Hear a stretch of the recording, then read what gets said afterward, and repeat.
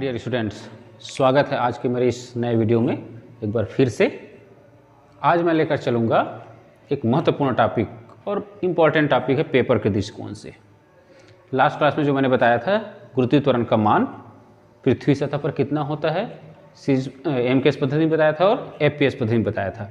अब उसी गुरुत्वीय त्वरण का मान पृथ्वी सतह में से या पृथ्वी सतह से ऊपर जाने पर, पृथ्वी सतह से नीचे जाने पर या भूमध्य रेखा से हम ध्रुव की ओर जाते हैं तब जी के मान में क्या परिवर्तन होता है। मतलब जी का मान जो है, गुरुत्वीय त्वरण का मान जो है, हर जगह एक समान नहीं होता। सीधा सीधा कॉन्सेप्ट है। चलिए इस पर काम करेंगे। इस पर काम करने से पहले मैं आगे बढ़ूं, उससे पहले आप मेरे चैनल में नए आए हैं तो मेरे चैनल को सब्सक्राइब जरूर कीजिए और बेल आइकन को दबाकर जरूर रखिए ताकि आपको नई नई जानकारियों का नोटिफिकेशन बहुत जल्दी मिले और आप परीक्षा की अच्छी तरह तैयारी कर सकें।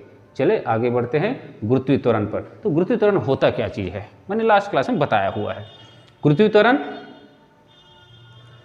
जिसका मान क्या होता है, पृथ्वी सतह पर भी, ठीक है, ध्रुवों पर अलग होता है, सतह या समतल पर अलग होता है।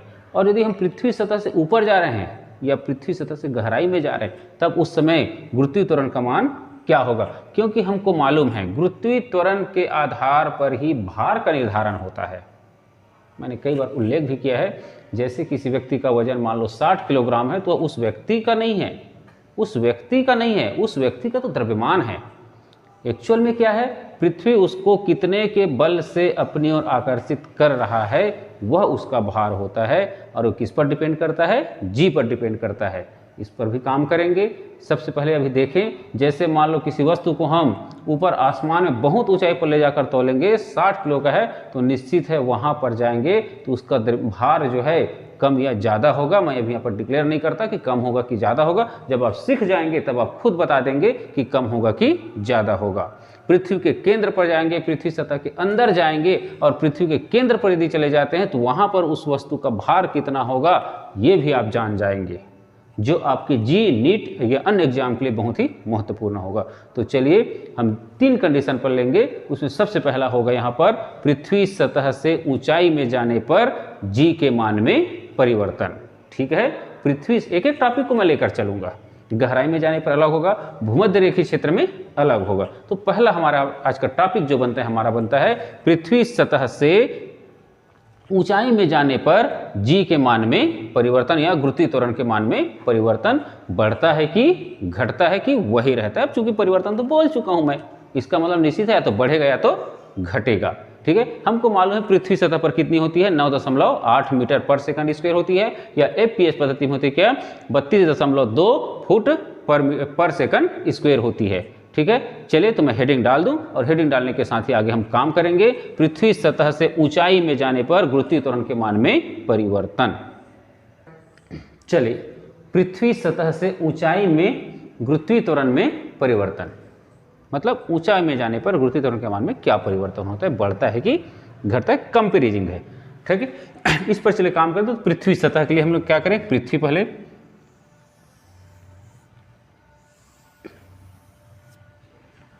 पृथ्वी जिसका केंद्र O, त्रिज्या कैपिटल R और द्रव्यमान कैपिटल M है। ठीक है, जो हमको डिस्क्रिप्शन लिखना है थ्योरी, इसके सतह पर मान लो हमने एक स्मॉल m द्रव्यमान का एक वस्तु रखे,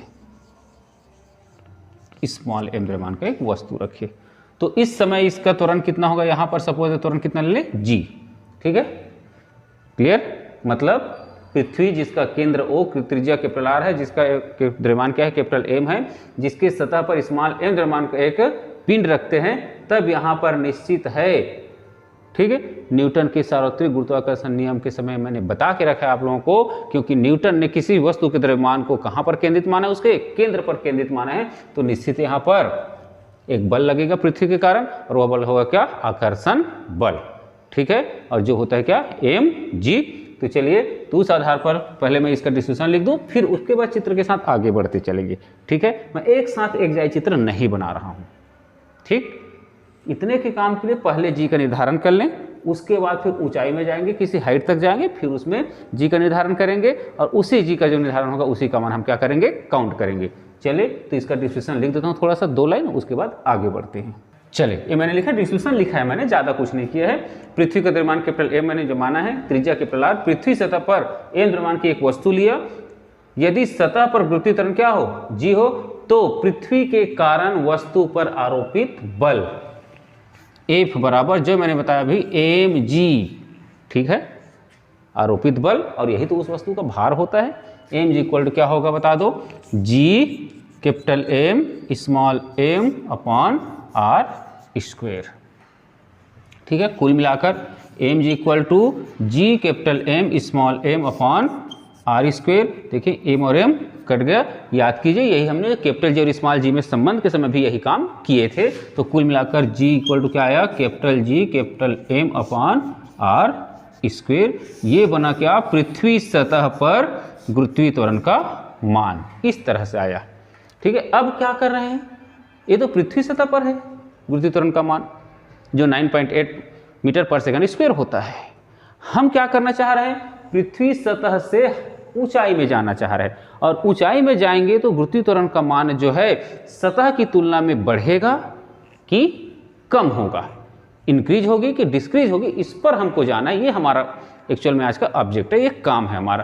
तो इसके लिए क्या करूंगा, अब इस वस्तु को पृथ्वी सतह से एज ऊंचाई तक ले जाता हूं मैं। चलिए एज ऊंचाई तक मैं ले गया, और यह वस्तु जो है उठकर अब कहाँ आ गया, चलिए यहाँ पर आ गया, वही एम द्रव्यमान की वस्तु, ठीक है। और यहाँ पर देखें टोटल इसका केंद्र से दूरी कितना हो गया, ये टोटल h, और यहाँ से यहाँ तक r, तो यहाँ से पृथ्वी केंद्र से इस वस्तु की दूरी कितनी हो गई, अब r प्लस h हो गई, ठीक है। इस स्थिति में फिर वही गुरुत्वाकर्षण बल लगेगा, ठीक है।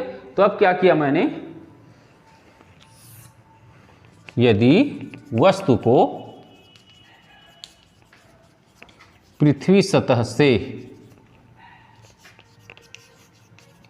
एज ऊंचाई तक ले जाया जाए, ठीक है, यदि वस्तु को पृथ्वी सतह से एज ऊंचाई तक ले जाया जाए तो वस्तु पर आरोपित बल, ठीक है, F डैश इक्वल टू क्या हो जाएगा, mg डैश करूंगा, क्योंकि यहाँ पर गुरुत्वीय त्वरण यहाँ पर सपोज g डैश होता है, सतह पर g माने थे, ठीक है। F डैश इक्वल टू क्या हो जाएगा, mg dash equal to g capital M small m upon r plus h का स्क्वायर होगा यहाँ। क्यों, क्योंकि यहाँ डिस्टेंस कितना हो रहा है, r प्लस h हो रहा है, यहाँ r था तो r लिया मैंने। तो कुल मिलाकर क्या बना देखें, m g dash equal to g capital M small m upon r plus h का स्क्वायर। देखिए g और m कट गया, तो g डैश क्या आया, g capital M upon r plus h का स्क्वायर। यहाँ पर मैं लिख देता हूँ, जहाँ चलिए यहाँ लिख देते हैं, g डैश क्या चीज़ है,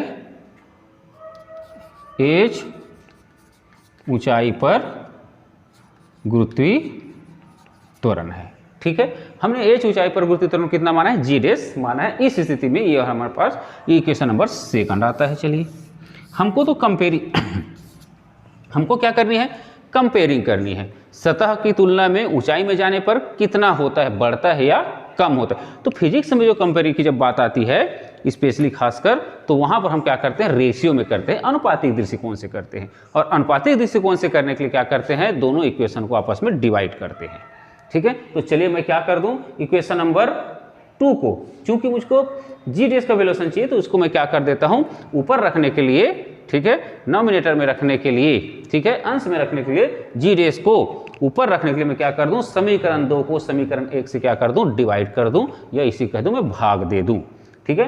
उस स्थिति में उसके बाद क्या करेंगे, जी डैश का मान जो है जी की तुलना में हम काउंट कर सकते हैं। तो चलिए इसको पहले अच्छे से देख लीजिए, अच्छे से समझ लीजिए, उसके बाद मैं इस पर आगे बढ़ूंगा, क्योंकि मुझे यहाँ पर बोर्ड छोटा है, मिटाने की आवश्यकता पड़ती है, नहीं तो मैं एक बार में इसको कंप्लीट कर देता और आपको अच्छे से और क्लियर होता। लेकिन इसमें भी मैं क्लियर कर रहा हूँ, आपको अच्छे से समझना है, पेपर में आ सकता है प्रश्न, और ये पूरा 5 नंबर का प्रश्न होगा जो आपके लिए बहुत ही मददगार होगा स्कोरिंग के लिए। चलिए इतने को भाग को मिटाकर मैं आगे बढ़ता हूँ। चलिए क्या होगा, equation number first 2 divided by 1। तो इक्वेशन नंबर 2 क्या हमारे पास, जी डैश अपॉन क्या होगा, G equal to capital G capital M upon R plus H का स्क्वेयर अपॉन, ठीक है, G M upon R square. इसी को थोड़ा ऐसा कर दें, G dash upon G equal to क्या हो जाएगा, ये G capital M upon R plus H का स्क्वेयर। डिवाइड को मल्टीप्लाई में कन्वर्ट करूंगा तो निश्चित है, हमको मालूम है, आपने छोटे कक्षा में पढ़ा है, जब इसका साइन बदल रहा है, भाग जो है गुना में जा रहा है, तो यहाँ भी क्या हो जाता है, इंटरचेंज हो जाते हैं। तो क्या हो जाएगा, ये R square upon G capital M, दोनों क्रॉस हो रहे हैं, कट गया, तो बचा क्या हमारे पास, G dash upon G equal to R square upon R plus H का स्क्वेयर।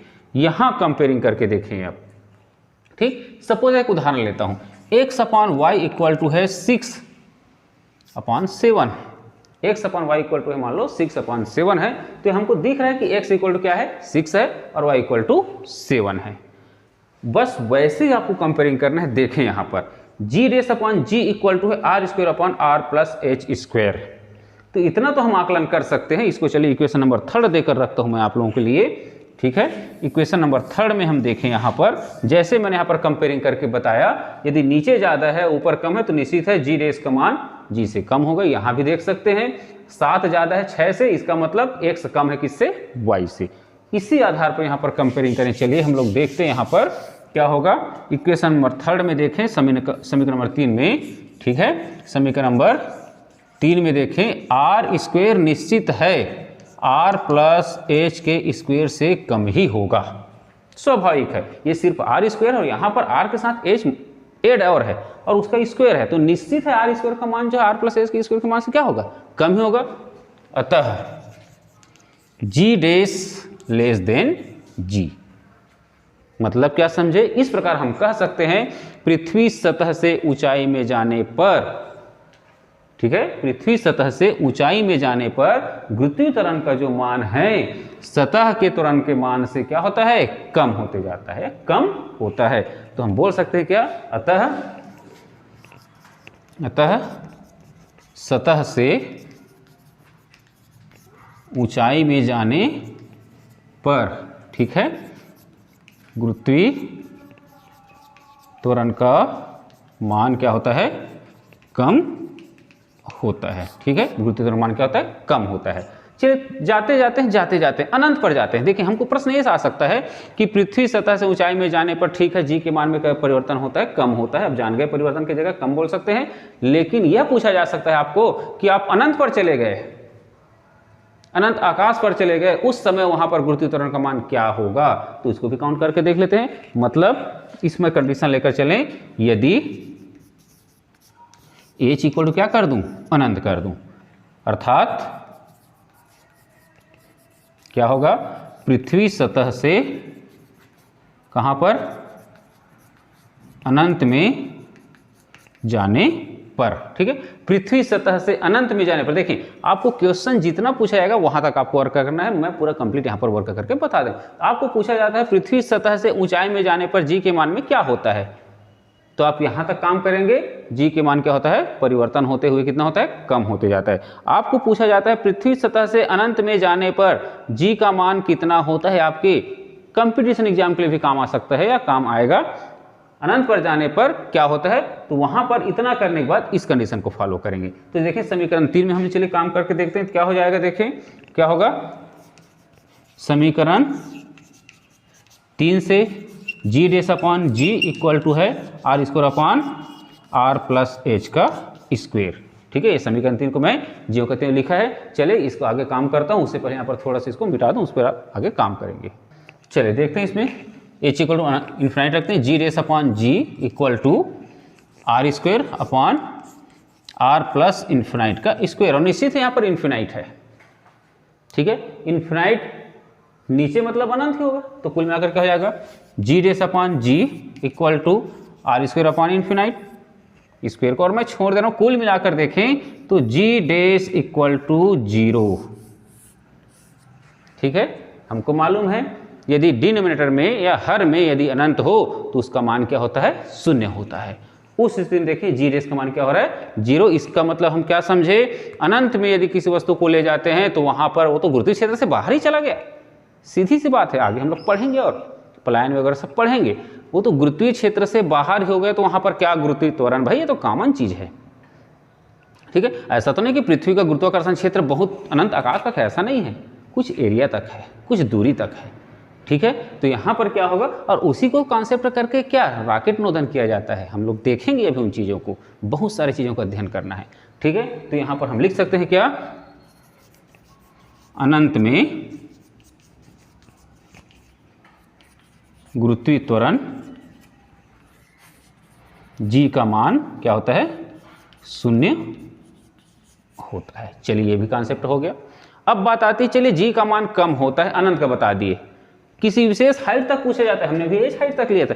मान लो बोलते हैं कि 35 किलोमीटर ऊंचाई पर कितना होगा, कितना अंतर पड़ता है, कितना डिफरेंस होता है 9.8 मीटर पर सेकंड स्क्वायर से 35 किलोमीटर हाइट पर हम जाकर देखें तो कितना अंतर में आता है, उसका डिफरेंस कितना होता है, मतलब गुरुत्वीय त्वरण के मान में अंतर कितना पड़ता है, उसको भी काउंट करके देखते हैं, ठीक है। तो यहां पर मैं उसको टॉपिक ले रहा हूं, अपनी तरफ से इसको ले रहा हूं, गुरुत्वीय त्वरण के मान में अंतर, ठीक है। एच ऊंचाई में गुरुत्वीय त्वरण के मान में अंतर, ठीक है। उसको मैं क्या करूं, यहां पर थोड़ा सा हेडिंग टाइप का डाल दूं, उस पर काम करूंगा, जो आपको प्रश्न में आ सकता है।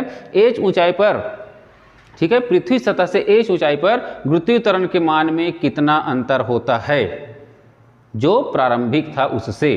तो उसके लिए क्या करेंगे, देखें, इतना करने के बाद समीकरण 3 करने के बाद आपको फिर आगे बढ़ना है, ठीक है। तो मैं समीकरण 3 को साथ में लेकर चलूंगा। देखिए 2 कंडीशन आ रहा है, एक तो अनंत ऊंचाई पर हो गया, पहला उससे क्या आया, परिवर्तन होता है, तो परिवर्तन कैसे हो रहा है, कम हो रहा है। और तीसरा यहाँ पर कंडीशन क्या आ रहा है कि एच ऊंचाई पर गुरुत्वीय त्वरण के मान में कितना परिवर्तन होता है या कितना अंतर पड़ता है। तो चलिए उसके लिए फिर से काम करते हैं। तो यहाँ पर इस भाग को मैं क्लियर कर दूं, उसके बाद फिर आगे बढ़ेंगे, ठीक है। मान लो आपको पेपर में पूछा जाता है कि एच ऊंचाई पर गुरुत्वीय त्वरण का मान जो है पृथ्वी सतह के मान से कितना परिवर्तित होता है या कितना अंतर होता है, तो समीकरण 3 तक आने के बाद आपको क्या करना है, आगे बढ़ना है। चलिए इसको मिटा दूं, उसके बाद इस पर आगे बढ़। चलिए मैं इसके लिए काम के लिए क्या कर दूं, एच ऊंचाई पर एक अलग टॉपिक कर लेकर चल रहा हूं इस पर, और इसको आपको एक क्वेश्चन के रूप में भी दे सकते हैं। एच ऊंचाई पर जी के मान में परिवर्तन की गणना, कितना परिवर्तन होता है उसकी गणना करेंगे, ठीक है। तो यहां पर क्या होगा, यदि ऐसा कुछ देता है तो आपको समीकरण 3 तक तो आना ही है, समीकरण 3 के बाद ही आपको आगे बढ़ना है। तो मैंने समीकरण 3 को फिर से लिख देता हूं, चलिए G dash upon G equal to R square upon R plus H का स्क्वायर, ठीक है। इसी पर आगे बढ़ते हैं। तो चलिए इसके लिए क्या कर दूं मैं, G dash upon G equal to R square upon, यहां से आर स्क्वायर कॉमन निकालूं तो आर स्क्वायर कॉमन निकलता है, तो यहां बचेगा क्या, 1 प्लस एच अपॉन आर का होल स्क्वायर, ठीक है। नहीं क्लियर होगा तो फिर से इसको रिपीट कर दूं थोड़ा सा। पहले क्या होगा, इन दोनों से कॉमन निकला, आर टोटल स्क्वायर है तो स्क्वायर को मैंने बाहर निकाल दिया। ये देखिए आर स्क्वायर क्या हो गया, कैंसिल होता है। तो बचे क्या हमारे पास, G dash upon G equal to 1 upon 1 plus H upon R का होल स्क्वायर। इसको ऐसा कर सकता हूं मैं, G dash equal to G times क्या हो जाएगा, 1 प्लस एच अपॉन आर का -2, ठीक है। यहां पर मैं क्या लगाऊंगा, बाइनरी इक्वेशन लगाऊंगा, द्विपद प्रमेय लगाऊंगा। और द्विपद प्रमेय के आधार पर मैं लिख देता हूं, द्विपद प्रमेय से होगा G dash equal to G 1 minus 2h upon R, ठीक। ये मैथमेटिकल प्रोसेस है, इसको आपको ध्यान रखना है, ठीक है। चलिए इसको क्या कर दूं, इसके साथ मल्टीप्लाई करूं तो G dash equal to G minus 2gh upon R. हमको क्या चाहिए, प्रारंभिक की तुलना में ऊपर जा रहे हैं तो कम हो रही, तो कितना कम होता है उसकी काउंट करनी है। जैसे मान लो सपोज एग्जांपल लेता हूं, आपका एग्जाम हुआ, पेपर हुआ आपका त्रैमासिक क्वार्टरली एग्जाम हुआ, आपने उसमें फिजिक्स में चलिए मान लो 30 नंबर पाए, 30 नंबर पाए, ठीक है। उसके बाद आपका हाफ ईयरली एग्जाम हुआ, हाफ ईयरली एग्जाम में आपका चलिए सपोज 25 नंबर आ गया, चूंकि इसी भाषा में बात करनी इसलिए मैं, ठीक है, ईश्वर करे किसी का नंबर कम ना हो, अच्छे नंबर से सब पास हो और अच्छे से पढ़ाई करे और एक अच्छा नागरिक के साथ साथ एक भारत देश के निर्माता बने। ठीक है, यहाँ पर क्या हो रहा है, 25 आया, 25 आया, मान लो सपोज दैट किसी विषय विशेष पर, तो आपका नंबर कितना कम हुआ, तो क्या करेंगे आप, घटाएंगे 30 - 25। तो हमको जो पहले मिला हुआ है G माइनस जी डेस करना होगा बाद वाले को। ठीक है, तो इसके लिए क्या करूं मैं, 2GH को इधर और G डेस को उधर, तो उसको मैं डायरेक्टली लिखता हूं, सीधा सीधा हो जाएगा क्या, G minus g dash equal to 2GH upon R। और इस तरह से हमारे पास जो R है G minus g dash equal to 2GH upon R, और यही क्या है, गुरुत्वीय त्वरण के मान में परिवर्तन। इससे आपको न्यूमेरिकल भी आ सकता है, कह देगा R तो कांस्टेंट है, पृथ्वी की त्रिज्या है, G भी स्मॉल g जो गुरुत्वीय त्वरण वो भी कांस्टेंट है, कितना परिवर्तन काउंट करना है, तो ये कितना परिवर्तन हो गया, 9.8 पॉइंट रखेंगे और आपको दे देगा 25 मीटर ऊंचाई पर गुरुत्वीय त्वरण का मान कितना कम होता है, यहां से निकल सकता है। 40 मीटर ऊंचाई पर कितना है, ये निकल सकता है, आप आसानी से इसको काउंट कर सकते हैं। और यही क्या है, पृथ्वी सतह से h ऊंचाई में जाने पर गुरुत्वीय त्वरण के मान में कमी। ठीक है, यह लिख सकते हैं हम, इक्वेशन नंबर 4 लिख सकते हैं, यह पृथ्वी सतह से h ऊंचाई में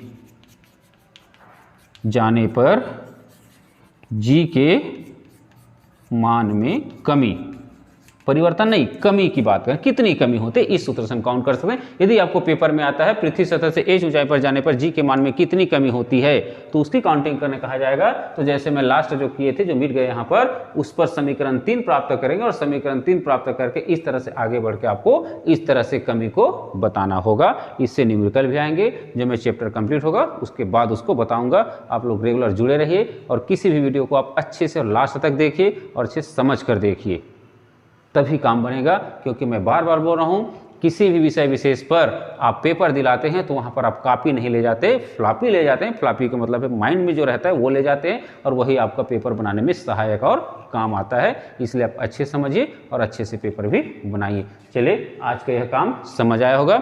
नेक्स्ट क्लास में मैं लूँगा क्या, पृथ्वी सतह से गहराई में जाएंगे, आप पृथ्वी सतह से नीचे जाएंगे, उस समय जी का मान क्या होता है, कितना होता है और कैसे होता है, उस पर काम करेंगे। चलिए, ओके, थैंक यू।